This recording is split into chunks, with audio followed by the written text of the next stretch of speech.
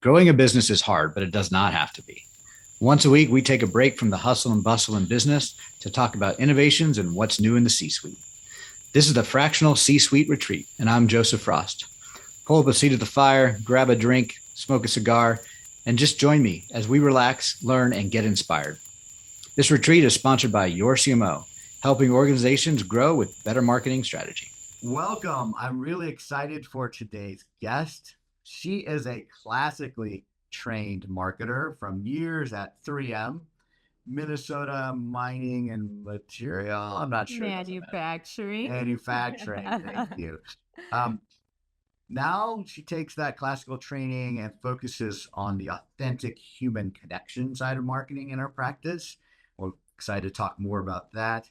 Uh, More importantly, she's the most legit soccer mom I know. She is a semi-professional soccer player herself with two wonderful soccer player kids and not quite the picture of the soccer mom that most people think of. She's an actual soccer player mom. So welcome, Sonja O'Brien. It's great to have you here. Thanks for being here. Thanks for having me, and thanks for that generous and warm introduction. Yeah, we like our soccer here. Yes. And I'm not playing professionally anymore. That is behind me, but I still enjoy playing recreationally. Yeah, you once it's in your blood, you can't ever. I know. It's hard to take it down a notch. Well, good. Well, I'm excited for our conversation today. We'll be talking about a lot of different stuff, but I want to start with the question that we always start which is, what is something that you think C-suite leaders should be thinking about today that maybe they're not?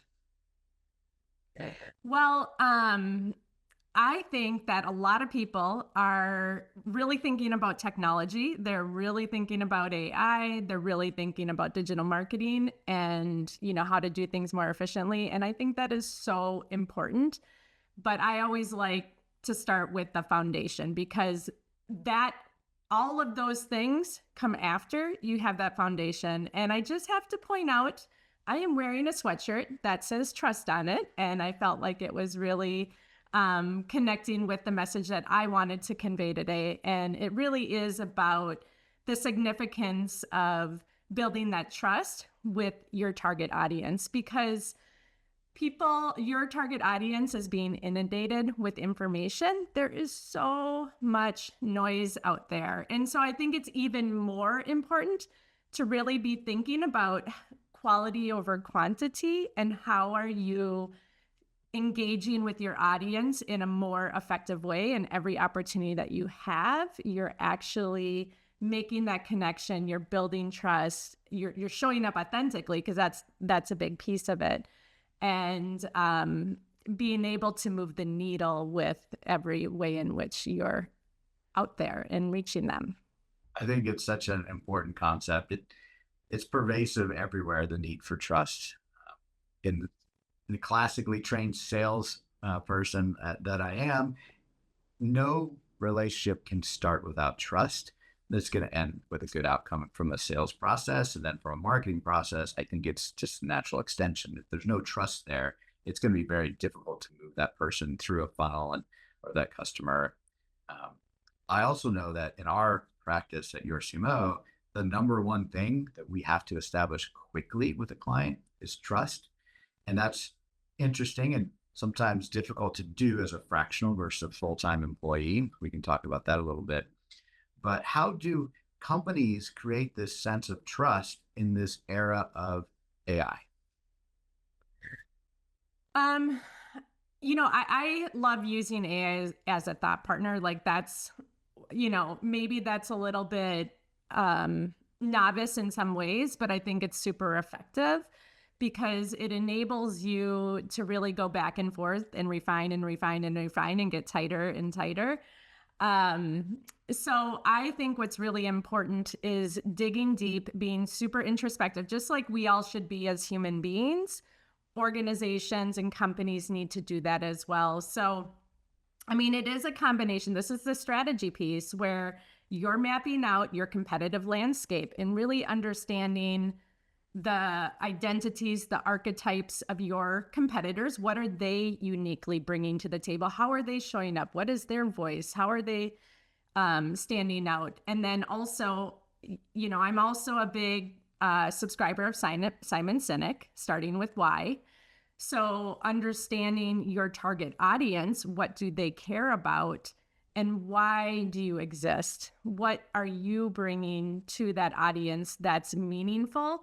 But then layering that in with your personality and making more of those human connections, I think is really important. So, mapping all that out and really seeing how you can set yourself apart and stand out and be interesting and compelling. Because the other thing that I think a lot of organizations get wrong, and this is another kind of framework or process that I've read about, is the book Story Brand.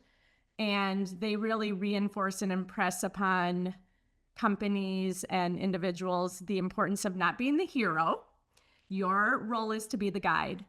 And so with that, you need to be thinking about your audience being the hero and how you're supporting them. And so I just think doing that homework and mapping that out, instead of just running at doing, building a lot of content, random acts of marketing, you need to understand these three pieces and then doing it well and consistently throughout.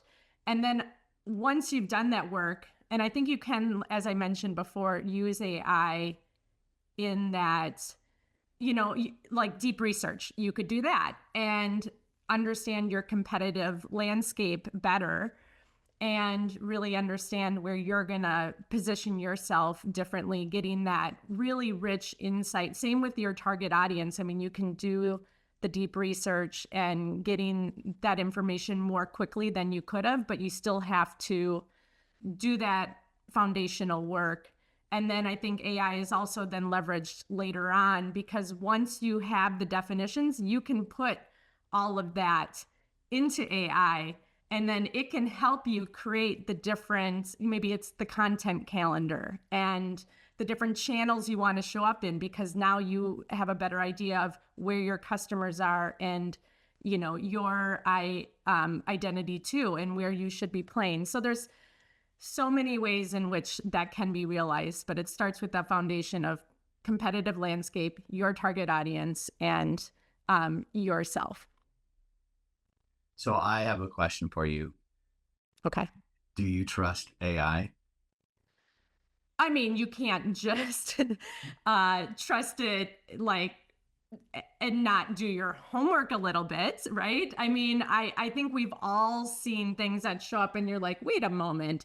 It's easy to graze through it and be like, okay, good enough. But I think we've all caught too many errors or hallucinations to know better than that. And that's where I think it's really important to I am grateful that I got the experiences that I did and learn to do the work through the frameworks and the process and building the strategy on my own. So it's quick for me to vet what I'm getting and say, does that make sense? Or, oh, you know what? I didn't give enough context clearly based on what it's feeding back to me. So I need to provide some additional information to make sure that we're really getting the meaty insights or, information or positioning or messaging that we're looking for.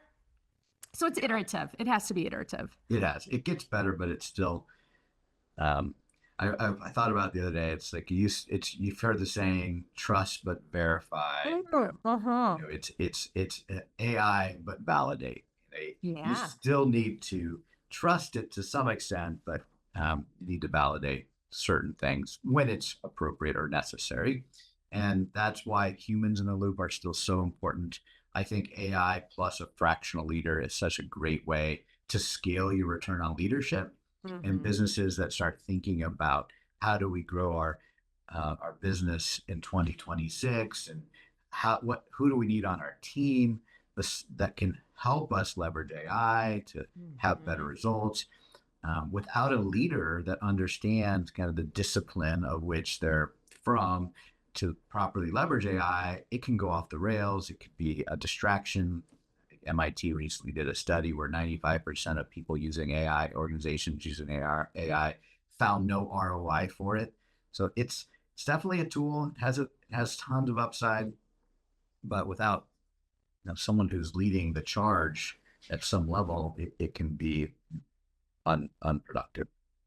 Yeah. And, going back to trust, I think, there can be a garbage in, garbage out sort of thing. And what I'm seeing is dilution in some of the messaging, and it's kind of, homogenous. Like it's a lot of the same cookie cutter, ways in which ChatGPT will present information. And so then you're losing the authenticity, like exactly what you're trying to do. You're putting the content out and you're like, oh, I'm doing more. Or I'm, I have given it some information and direction. But if you really scrutinize it, you're like, wait a moment, it's still a bit superficial. And today's savvy buyers see that. And then they tune you out. And that's exactly what you're trying not to do. Because you're going through the effort of putting it out there. So that's where I think being more discerning, massaging, being more nuanced, finding ways to do that so an authentic voice comes through that feels very human and intentional. Yeah. Well, let's talk about trust a little bit, just from a slightly different perspective. From a fractional leadership standpoint, the number one hurdle that we need to overcome to gain our clients' engagement is trust.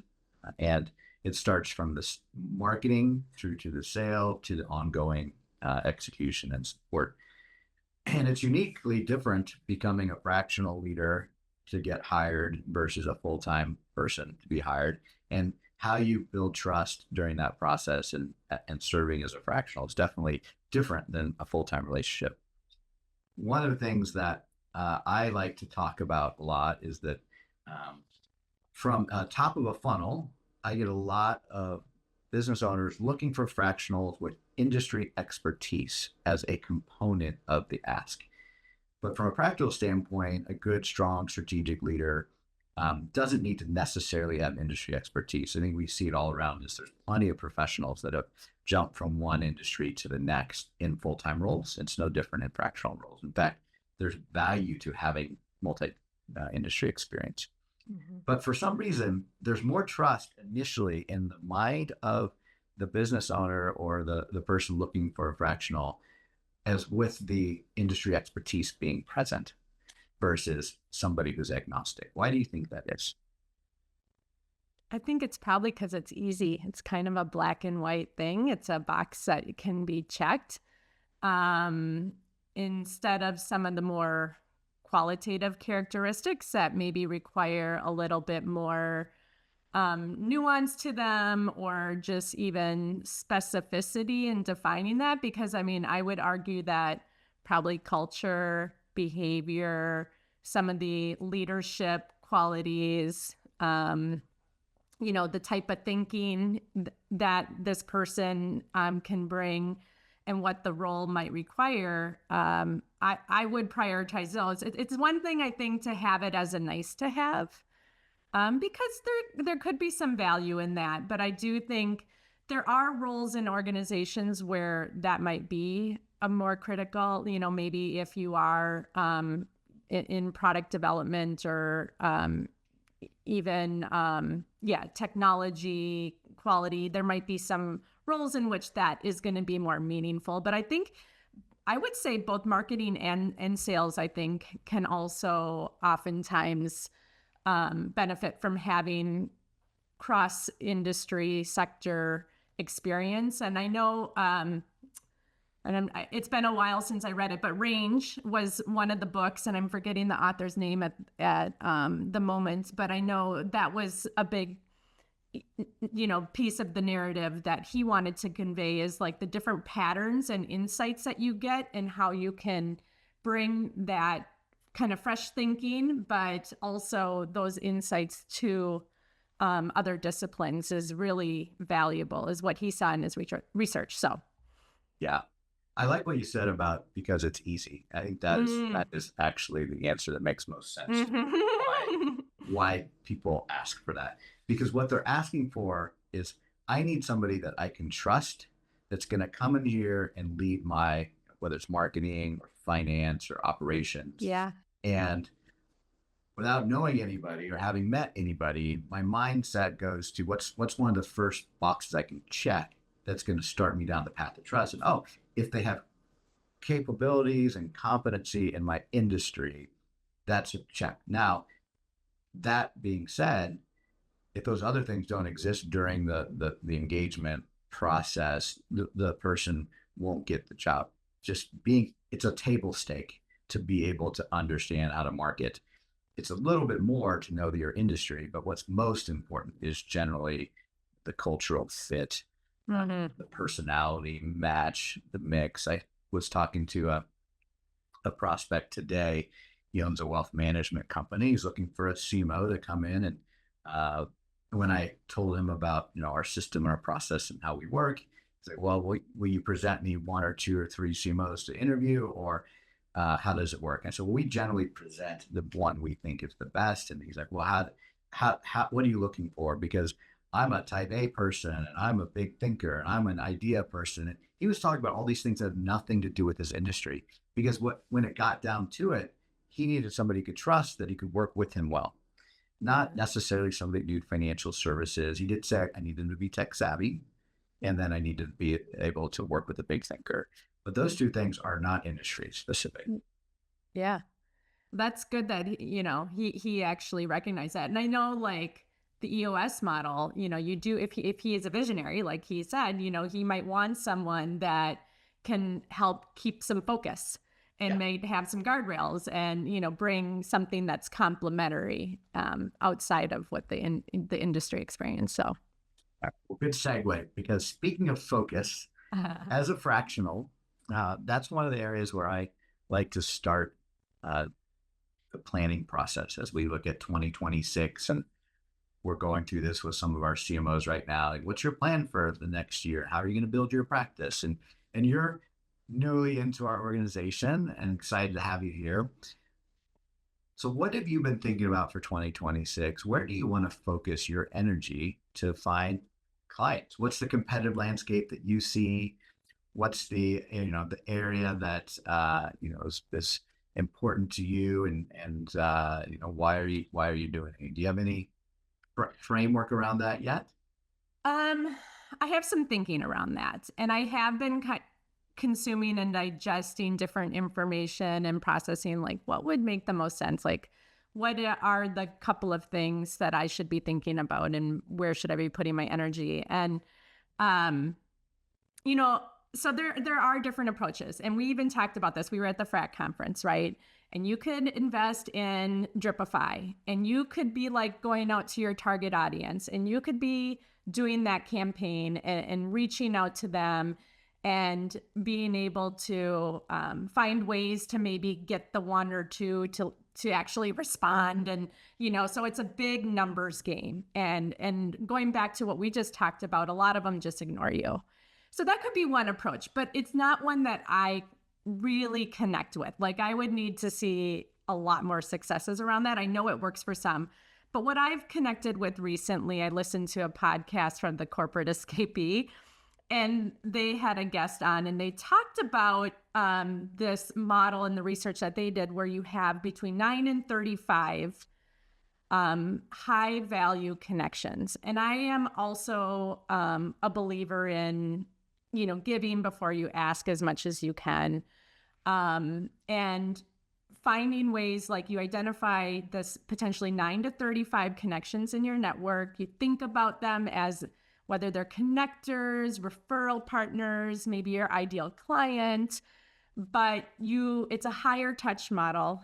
You build the trust, as we've been talking about, and you really try to find ways to support them too, and make this a high value relationship.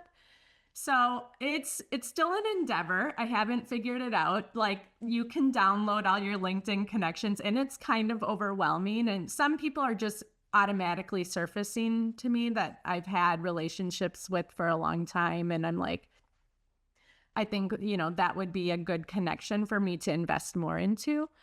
But that's where I'm thinking about one of my strategies, I think, for 2026 will be, because another stat that I had heard is like, and I can't remember it. I'm sorry. I'm just like throwing out random things, but I connect with it and I remember aspects, but it was like 70% of opportunities come through referral partners, I think, in this fractional space. So it's a high percent, whatever it is. And so it's like, well, if that's where most of the opportunities come from, how do I support that? Well, and 83% of statistics are made up. Yeah. It's all about the context around it and whatever. I know. I know. Yes, but it resonated. it's real. Referral partners drive word of mouth drives almost all the business to fractionals across the board. And anybody tells you different is probably not a fractional or they're lying. The interesting thing about what you said is the 9 to 35. That's such a big range. It is a big range. People to focus on.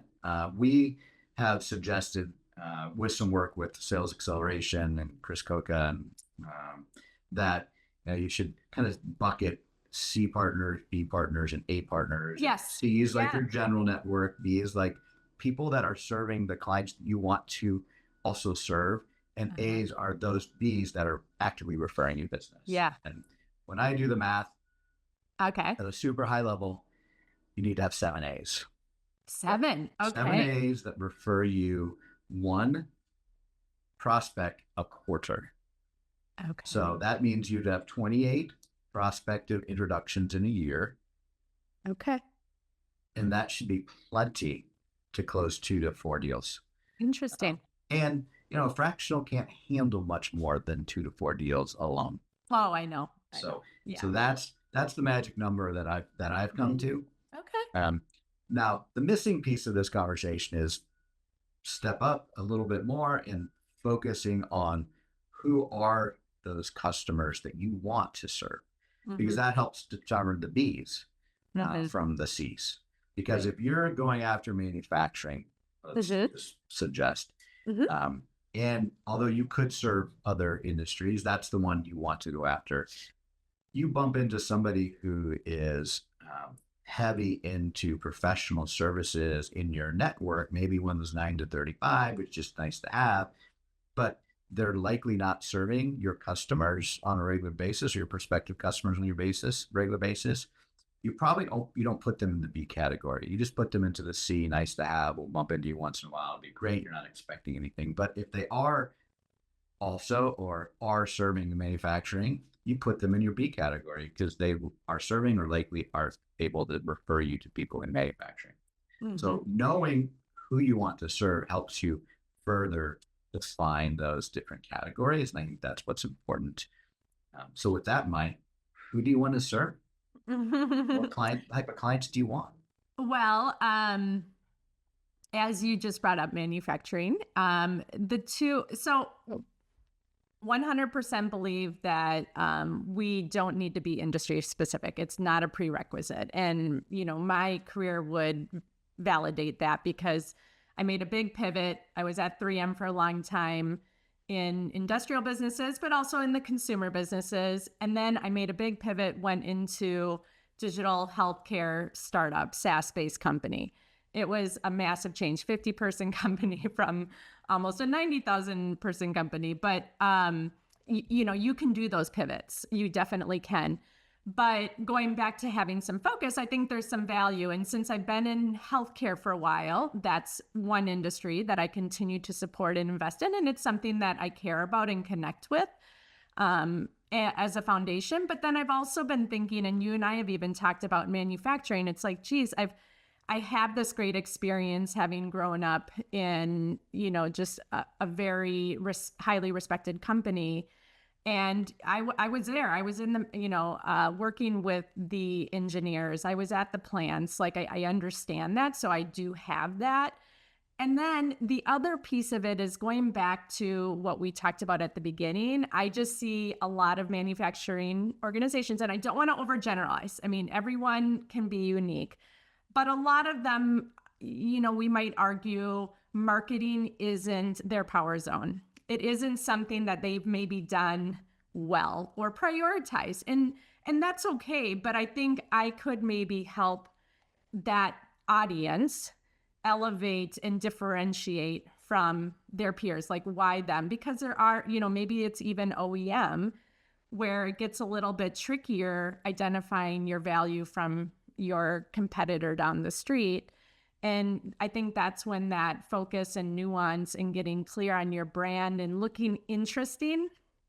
I'm just going to do one little tangent if it's okay. Yeah. Having grown up at 3M, all of our packaging used to be in red, white, and black, and it was very industrial. And I really pushed on that and challenged the organization because I'm like, you know what? I get that. It's B2B, but it's still human to human. People are making this decision. And going back to Simon Sinek, like, we make decisions in the limbic system of our brain where emotions live. And then we justify them rationally. So there is still another human on the other side. So even though it's industrial or it's B2B, it's still a person. And are you conveying your innovation, your technology, your differentiation well, visually and through your tone of voice? It's a missed opportunity. So long-winded answer, I still think there's just so much opportunity in manufacturing. So I'm that's the other vertical I am investing energy in. Yeah, I think those are both good, healthy verticals to be in. Yeah. They're also very crowded when you think about competition in the fractional space. So how will you be able to differentiate yourself from the other CMOs out there, fractional CMOs out there that are going after that space?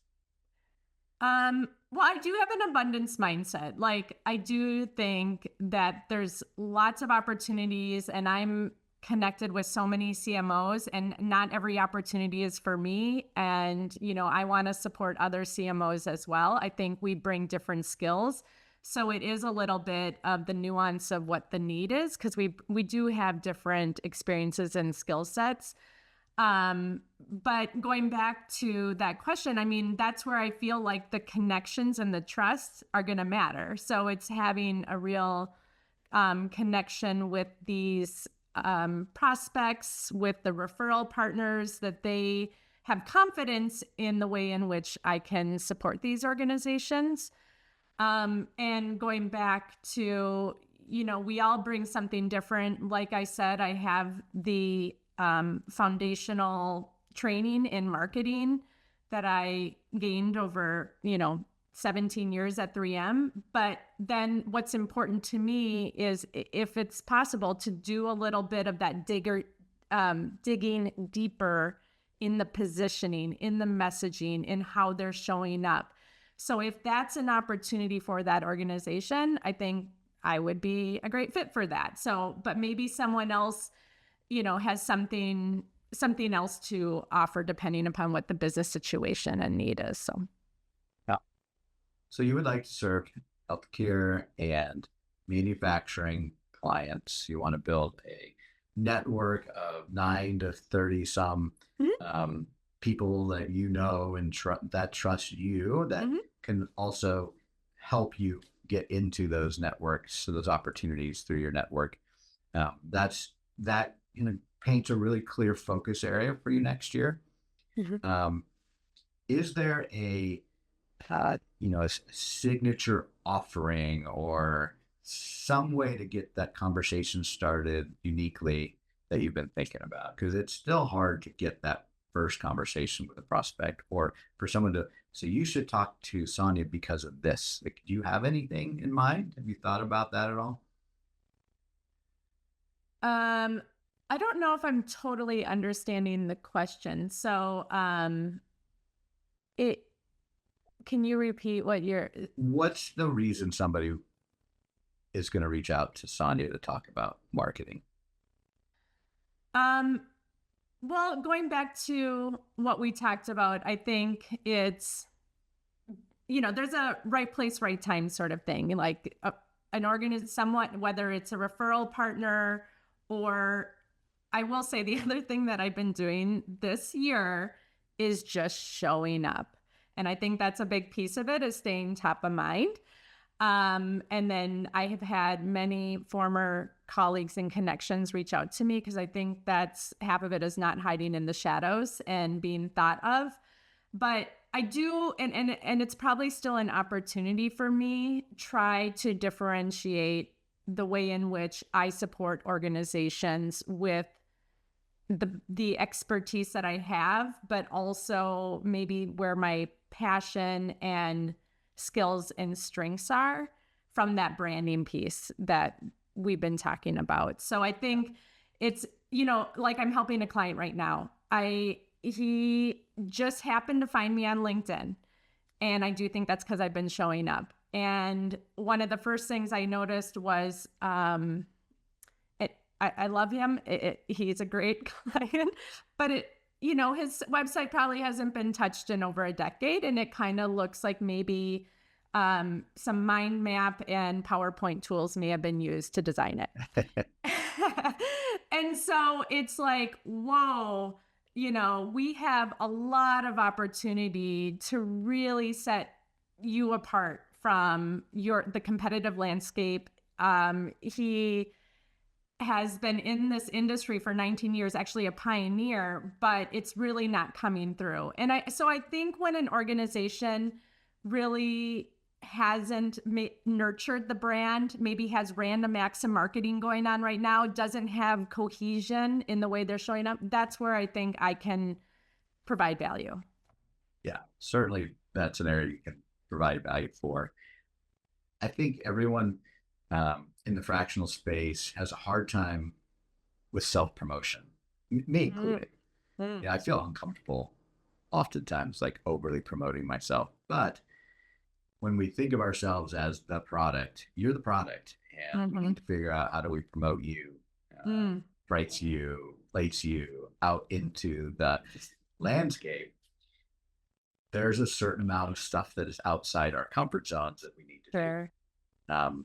I love the fact that you're just showing up. That is half the battle, much more than half the battle. Just being present, doing the work, showing up is more than a lot of other fractionals that I run into are doing. So that's it for sure.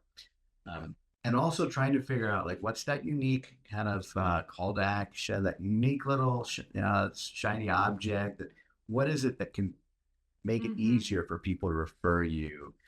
You should talk to Sonja about X. That's the one, like, missing ingredient. I think a lot of people that fractionals that I know, it's a little bit back to specialization. Yeah. But that's not, like, far enough. You should talk to Sonja about manufacturing and marketing and manufacturing. Like, yeah, that's it. Not quite it though. Yeah. So I'll give you one example and then we'll move on. Chad is on our system. He is the fractional CMO for CPAs. Yeah. And he's got a plan. That's his focus. I want to serve CPA firms and accounting firms. And when he started reaching out, he bumped into an association or alliance of CPAs, and they asked him if he'd be open to speaking about something. And he said, sure, I'd love to do that. So he sent them a handful of topics, and they picked one, which for me was like validation of almost a decade of work. The one they wanted him to talk about was the very first thing that we built at your CMO, which was the 6 fundamentals of marketing. Yeah. And I was so giddy because it is our IP. It's what we built our business around. And the reason we did it back in the day was because I was frustrated that most business owners didn't understand strategic marketing. They thought marketing was a tactic, a tool, a quote. They just didn't get it. So we built the 6 fundamentals of marketing to both teach them and to then internalize in our own operations and delivery.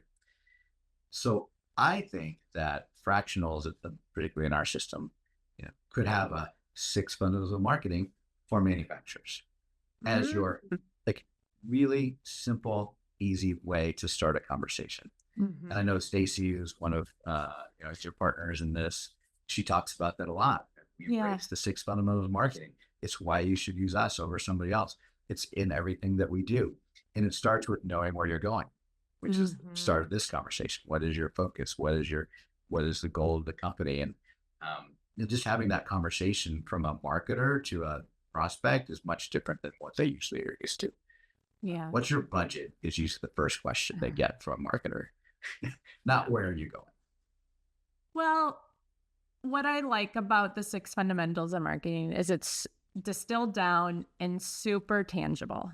And I think, and also it builds trust and credibility because there's like thinking that went behind it. There's kind of a framework and a process and approach, and it's been proven. So I think there's really something to be said about, being able to communicate it when you're, this is like further down usually in the journey when you're engaging with your target audience, but being able to say, okay, this is how we approach it, and reinforcing that credibility piece, I think is really important. Yeah. So that makes a lot of sense to me. And if you can pick out little pieces of the 6 fundamentals that are particularly relevant to manufacturing, it might be one of the fundamentals is where all the attention for manufacturing needs to be improved. Like that's the biggest gap. They're pretty good at these other fundamentals, but this is the one they really suck at. That can help you stand out in a crowded market. If you're talking about those pain points in a different way. Yeah. Yeah, I'll definitely keep that lens in mind when I'm engaging with that audience, because I'm just identifying a couple of networking organizations. So I feel like I'm just starting to get back into that vertical after, being out for a little bit. And I want to be listening more and seeing the patterns again and identifying maybe in which spaces. That makes a lot of sense. Yeah. The other concept around this is what my former co-founder had to say, which was you need to be the mayor of your market, which means you need to be out there in front of everybody. When they think about marketing, they think about you. You want to be that. I call it a little bit different, like own your market, but you need to be top of mind and you need to show up, which you are. And when anyone thinks about marketing, we want them to think about you. And you only can be that if you are showing up, if you are making the calls, if you are connecting. Yeah. And so that's the other part. It's just you got to pick your niche, pick your how you're going to stand out, and then be there and do it as a fractional. It's really important. And a lot of people that are new to this space have a hard time changing from the corporate customs to this like hustle culture. I know. You got to go out and make things happen. Yeah. And it is sort of ironic because here we are all like expert marketers, but we're not that great about marketing ourselves. It's just a harder thing for people to do. And I'm guilty of it as well. And it's definitely been sort of a progression for me to figuring out my, and getting out of my comfort zone little bit by little bit. And I appreciate what you're saying. I think that's kind of the next level of where I need to go. So let's break the math down a little bit for you. We did a little bit of this earlier. I think it's 7 A partners. That's going to get you 28 deals, opportunities, I should say, in a year. And our historical conversion has been 1 to 7 across the board. So that would be 4 clients next year. Now that's a mix of project work and monthly recurring revenue work, which is what we prefer. But would that be enough for you? Yeah. So then how do you get to those 7? That becomes the next question that a lot of our CMOs ask all the time. And you led with you want to give before you ask. And it's the give part that is, I think, hard for people to figure out, well, what value can I bring to one of these persons in my network that's going to be worthy of my outreach? Any thoughts around how you can provide value to this group of 9 to 35 or B's who Um, want to become A's. I do think this is another one where, since it's such a high touch model, you definitely need to dig in deep and really get to clear on this individual, what they're up to, what they care about, whether that's personally, professionally. I think all those things can matter, because sometimes adding value might be supporting, some other extracurricular initiative that they're doing. It could be, or something for their family. But I even think of simple things like, what if there's organizations that might align well with their area of focus, keeping an ear to the ground, sharing some of those resources. I'm always trying to think of other connections that I think will benefit the work that they're doing. So like, who could I, connect them with? Sometimes it is like, read something or saw this HBR article, thought of you, might be interesting for, so it can be a variety of things, but getting clear on the individuals is probably going to be the hardest part. Yeah, I like to say you've got to talk to 200. You have to have 200 coffees to find your 7 A partners. Interesting. There's a lot of effort that goes in to find your people. Mm-hmm. And that's okay. It's just, if you know it going into it, then you can prepare yourself to, I got to make the touches. I got to make the connections. I got to do the outreach. I've got to show up to the events. I've got to do this. It's a numbers game. Yeah. But if you just do that once, you flush through those 200, then you start narrowing down. And then once you get your people, it becomes a lot easier. Yeah. But it takes effort to get to that. Yeah, I'd be interested. It could be an offline conversation too, but like, if there are some patterns or themes that start to emerge with those 7+ referral partners that help you identify which ones maybe would be a good advocate or partner. Yeah. I think it comes down to personal connection. Personal connection. Okay. Yep. Yeah. Yep. The trust. You've got to hit through the 200 people. It's like, I don't know, think about it. Maybe it's high school. You got 200 people in your class.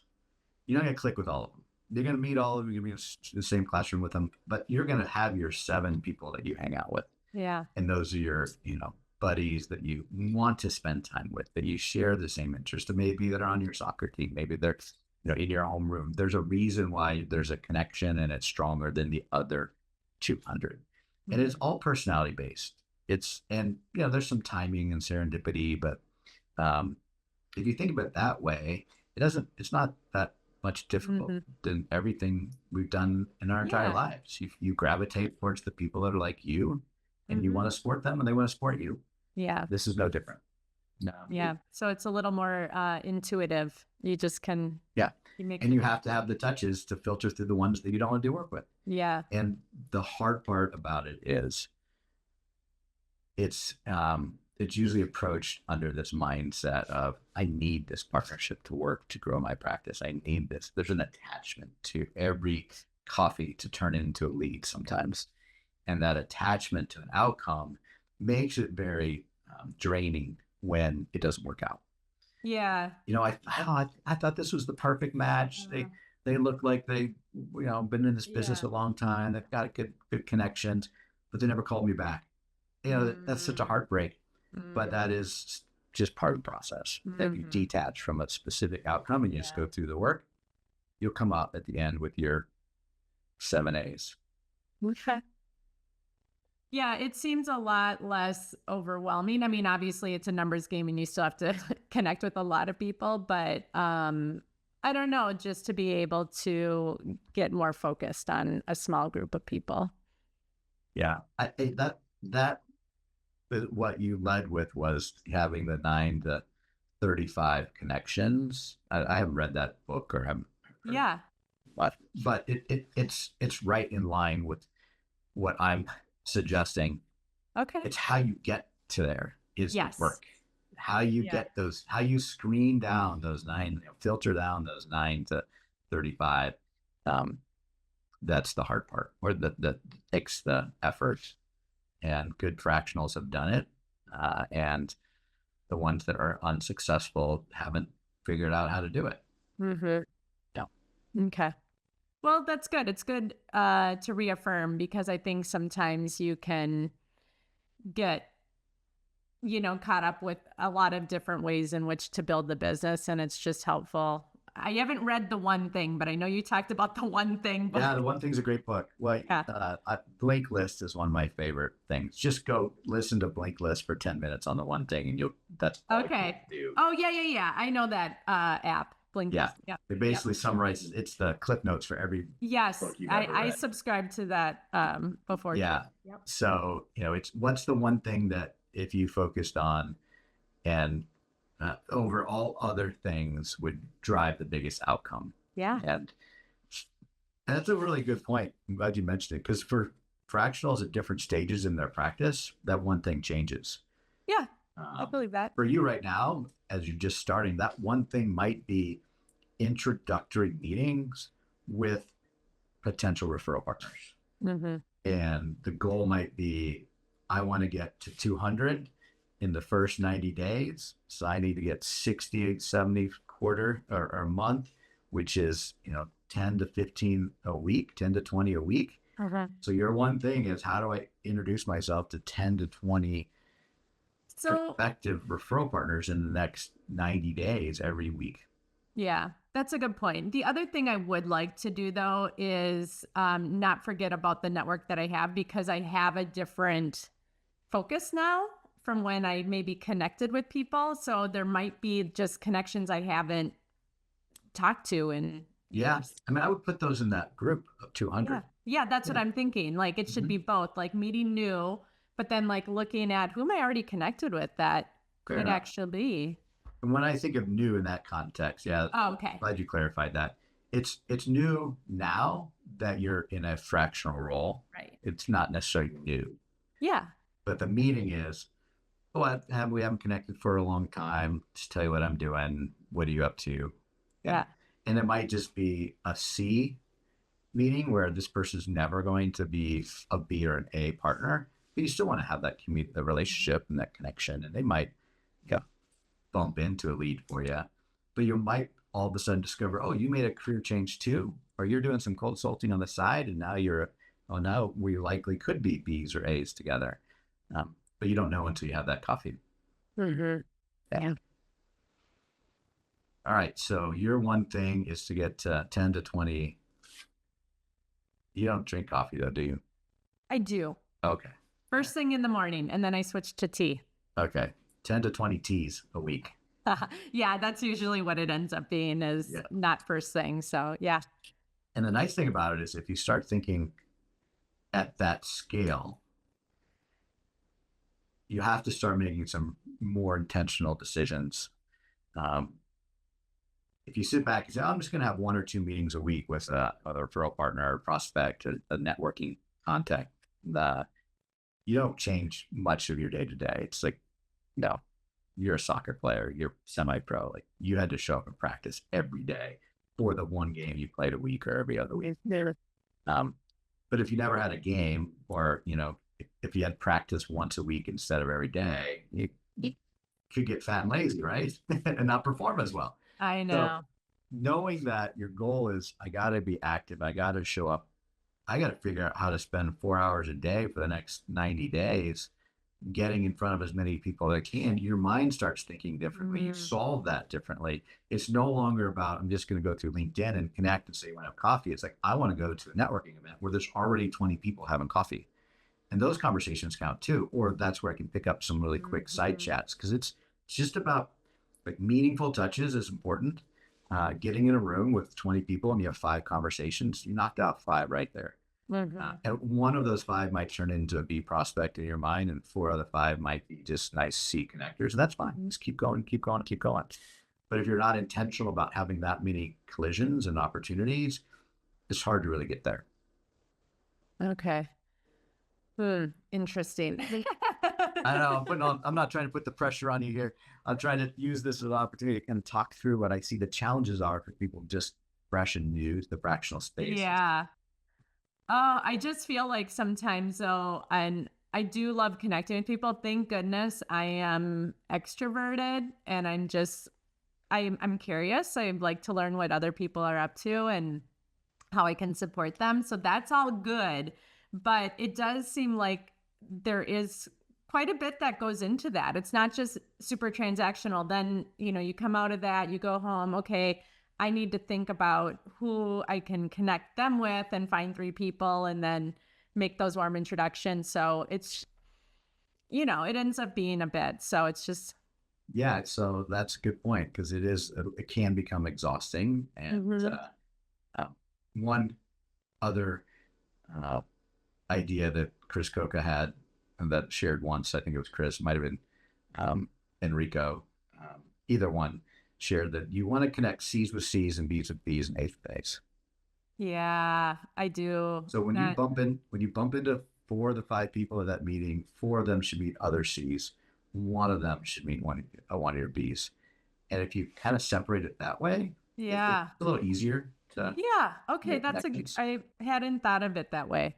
Yeah, I hadn't either until I heard it. I thought that was really smart. But it resonates.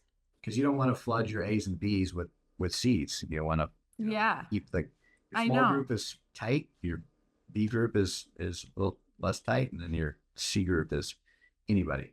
Oh, you should talk to, Jerry. You haven't seen him for a long time either. Whatever. There's still value to that. It's a nice way to give. But you're not you've identified, it's not callous, but you've identified this person is not likely to support your practice in the same way that someone else is, and so you add a little different value to them. Mm-hmm. Yeah.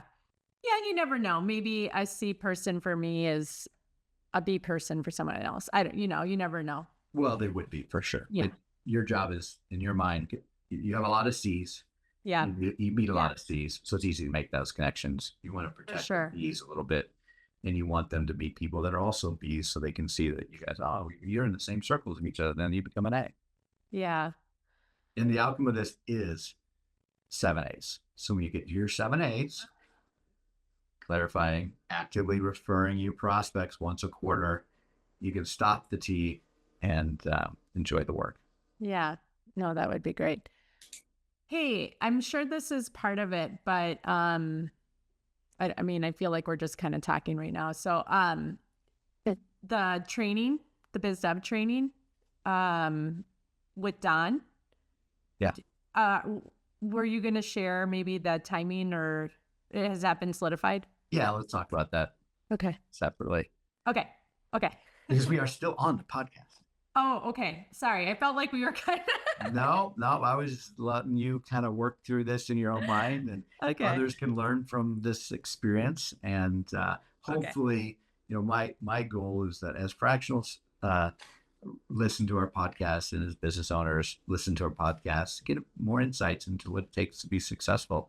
And at the end of the day, it comes back to trust. You're going to trust somebody that's gone through the effort to really position themselves as a full-time fractional, that's done the work, that's made those connections, that's been in the trenches building their practice. And a business owner is going to respect and trust that person differently than someone who's just bumping into them at a networking event and not showing up and not being present in the same way. The other value of building your 7 A's is you have now this group of people that's like Team Sonja, that when you do go serve a client, these are people you trust. Not just, you don't trust them because they send you referrals. They send you referrals and you send them referrals because you trust each other. And your clients then have access to this trusted group of providers that are likely in different, different roles within the company. And so that part of the value you can end up bringing is this network you've built. The 9 to 35 people in your sphere can also be very helpful to your clients when you get them. Yeah, I definitely see that already kind of forming, because it's maybe not as cross-disciplinary quite yet, but even just from a marketing standpoint, who might I want to pull in to do some design work, or who might I want to pull in to run our ads or do our SEO potentially, or starting to even think about those individuals as well. But yeah. And those individuals also are in the group of 200. Yeah. Like your designer Yeah. that you use as a vendor in certain opportunities, they may be a C, but maybe they're B Yeah, also. probably a B, I would say. They could be a B if they have potential to refer you, but just aren't. Or they can be an A. There's a lot of symbiotic relationships between our vendors and our CMOs that they work hand in hand and that bring in each other opportunities. It's just another way to think about building that network. Yeah. All right. Well, we had a great long conversation. We can wrap it up right now. Just want to say thank you for trusting me and trusting where we were going with the conversation and showing up and being yourself. I really appreciate having you here. Yeah. Thanks for having me. It was fun. And to our listeners, thank you for listening. And I'm always reminded to ask you to like and subscribe and download our podcast. Also share it with people that you know that would be interested in it. And if you'd like to reach out to Sonja and learn more about her and see someone you can trust, what's the best way, Sonja, for someone to reach out to you? Yeah, I think the best way is on LinkedIn. I'm fairly active there. There aren't too many Sonja O'Brien, so you should be able to find me pretty easily, especially with the Scandinavian spelling there, Sonja. So yes, yeah. Sonja, not Sonja. That's right. Sonja sounds like what? Lasagna. All right. Well, thank you. Thank you. And that's a wrap. There's another successful episode of the Fractional C-Suite Retreat. See our show notes and more episodes at fractionalcsuiteretreat.com. This podcast is sponsored by your CMO, helping organizations grow, save time and money with better marketing strategy and fractional execution. Visit them at yorcmo.com, yourcmo.com. Spelled wrong,